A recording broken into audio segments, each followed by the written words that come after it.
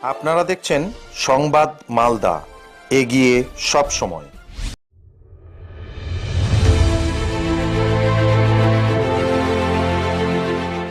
এক অন্যভাবে মুখ্যমন্ত্রী মমতা বন্দ্যোপাধ্যায়ের জন্মদিন পালন করলেন কালিয়াচক ১ ব্লক যুব তৃণমূল কংগ্রেসের সহসভাপতি সাফিক শেখ।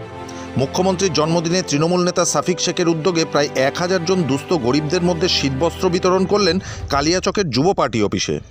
তৃণমূল সুপ্রিমো মমতা ব্যানার্জি বারবার বলেন, আমাদের সরকার মামাটি মানুষের সরকার।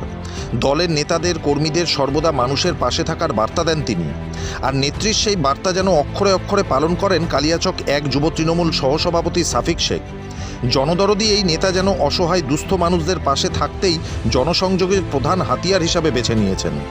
কনকনে শীতের আবহে ব্যক্তিগত উদ্যোগে প্রায় ১,০০০ জনকে শীতবস্ত্র প্রদান করলেন কালিয়াচক ১ যুব তৃণমূল কংগ্রেসের সহসভাপতি সাফিক শেখ। সঙ্গে তাদের অভাব অভিযোগ শুনে পাশে থাকার বার্তাও দেন তিনি। মালদা জেলার কালিয়াচক ১ নম্বর ব্লকের ছায়াবনী সিনেমা হলের পাশে এই শীতবস্ত্র প্রদান কর্মসূচি হয়।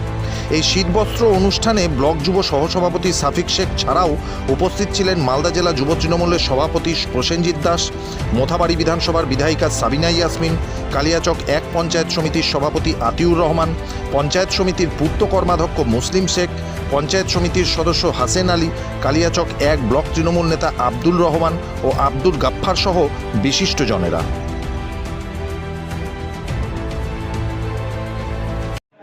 আপনার নাম কি? আমার নাম সফিক শেখ। কি দিচ্ছেন, কি জন্য দিচ্ছেন? কম্বল বিতরণ দিচ্ছি। কতজনকে? কম্বল দিচ্ছি 1000 জনকে।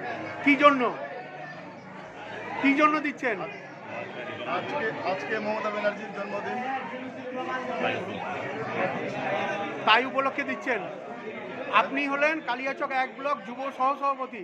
আপনার উদ্যোগে, নিজ উদ্যোগে দেওয়া হচ্ছে, আপনার উদ্যোগে।